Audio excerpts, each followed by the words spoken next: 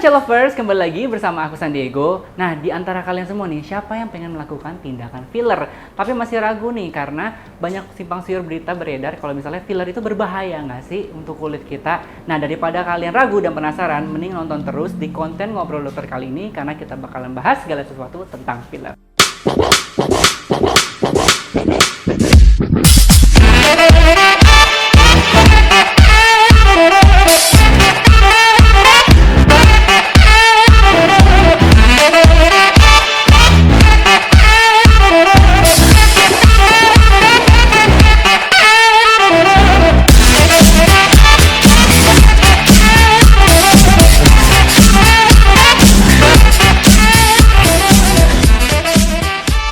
Hai Pecha Lovers, nah kembali lagi nih. Seperti yang tadi aku sudah bilang, kalau kita kali ini bakalan bahas segala sesuatu tentang filler nih. Nah, tapi sebelumnya aku nggak lupa ingetin kalian, jangan lupa like, comment, dan subscribe YouTube channelnya Wijaya Platinum Clinic. Nah, di sebelah aku nih guys, sekarang udah ada narasumber, yaitu adalah dokter estetik dari Wijaya Platinum Clinic. Hai dokter! Hai Kak. Apa kabar dok? Baik. Mungkin dokter boleh perkenalkan diri dulu dok? Saya Dr. Dia Andriani, estetik dokter dari Wijaya Platinum Clinic.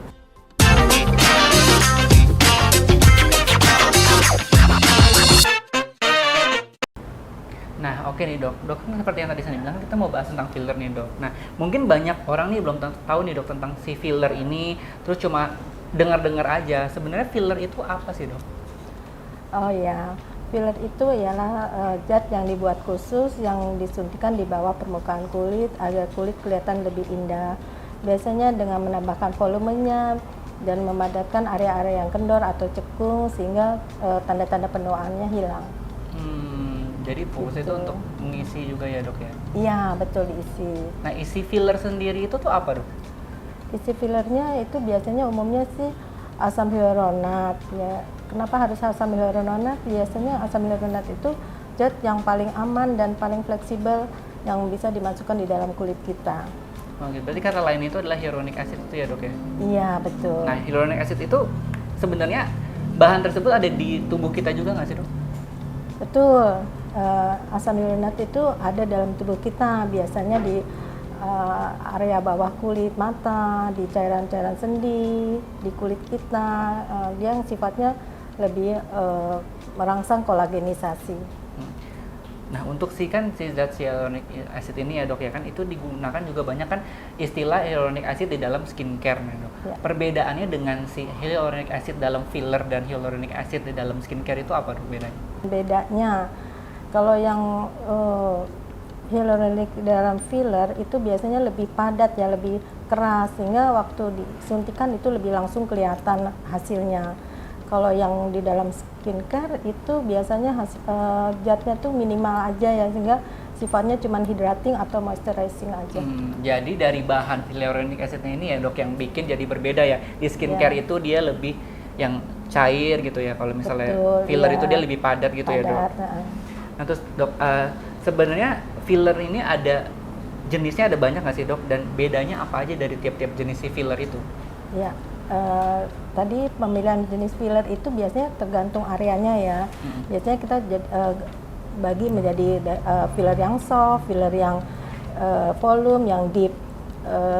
Tergantung area yang kita mau suntikan. Biasanya kalau yang soft itu karena isinya minimalis sekali, biasanya asam hyaluronatnya itu sekitar 20 ml per 1 cc, itu biasanya baik untuk disuntikan di area mata, di crossfit, di forehead, di daerah bibir itu.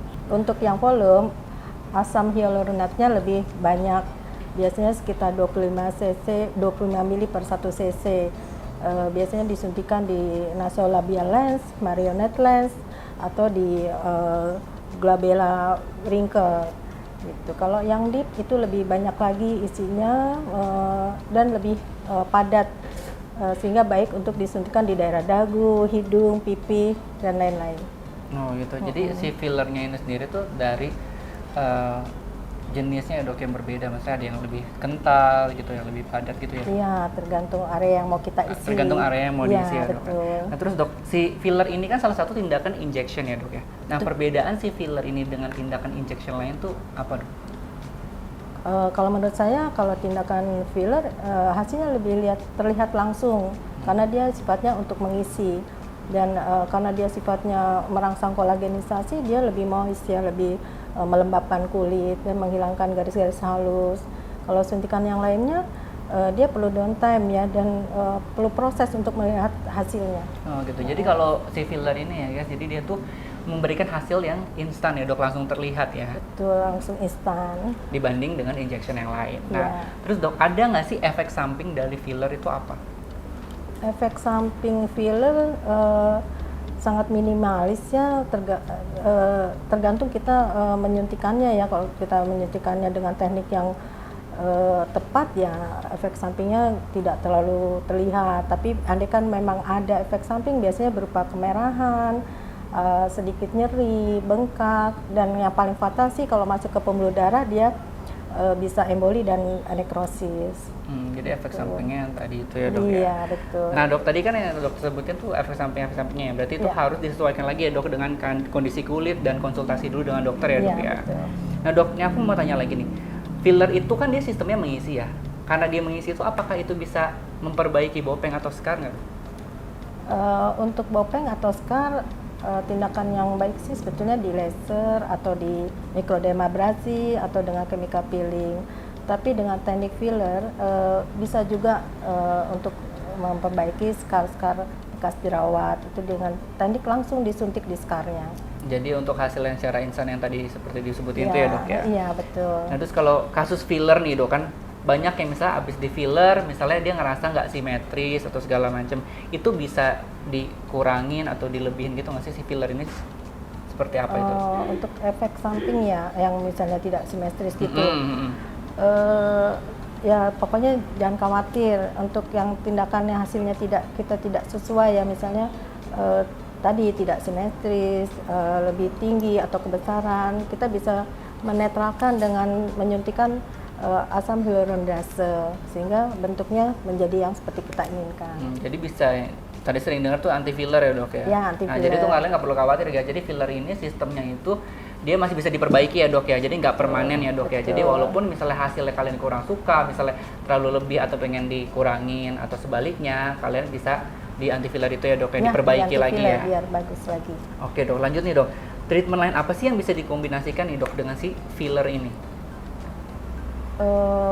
Menurut saya sih teknik injeksi filler ini tindakan yang aman ya. Jadi apabila dikombinasikan dengan tindakan lain, hasilnya lebih maksimal lagi. Misalnya dengan tanam benang, dengan botox, dengan skin booster, dengan smart skin, dia bisa dikombinasikan dengan aman.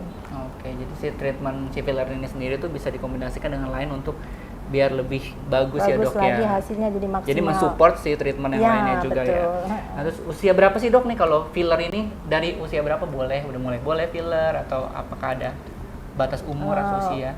Untuk usia sebetulnya tidak ada batasan ya. Jadi sebetulnya filler itu lebih ke kebutuhan ya. Jadi kalau ada beberapa artis tuh masih muda-muda pengen dagunya tinggi panjangin, disuntik filler. Ada yang hidungnya pengen dimancungin, disuntik filler. Jadi nggak ada batasan umur sih. Ya.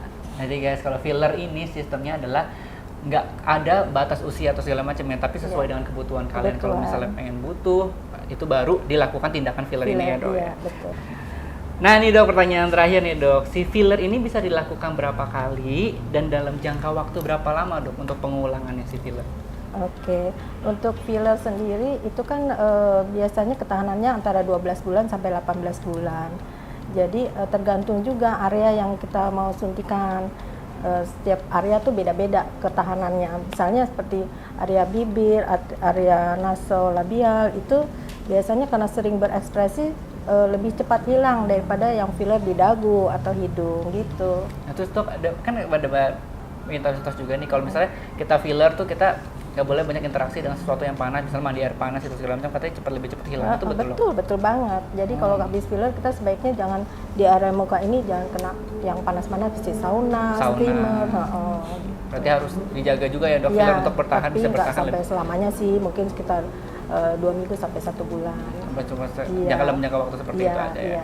Wah, jadi guys, si filler ini tuh selain banyak fungsinya juga, manfaatnya juga, jadi aman juga ya dok ya. Tapi Aman. tentu saja harus disesuaikan dengan konsultasi dokter. Nah nih guys, tadi udah seru banget nih pembahasan tentang filler ya dok. Jadi orang yang pada udah nggak tahu filler, jadi sekarang udah nambah informasi ya dok, kalau filler Iya. itu adalah sesuatu hal yang bisa dilakukan, tapi harus dengan konsultasi dokter juga ya. Iya, betul. Nah dok, terima kasih nih dok atas ngobrol-ngobrol dokter Terima kali kasih ini. juga, Nah, Kak. aku nggak lupa buat kalian semua nih, jangan lupa untuk like, comment, dan subscribe YouTube channelnya Wijaya Platinum Clinic. Nah, aku dan dokter Dia pamit undur diri, sampai ketemu di konten-konten berikutnya. Bye-bye!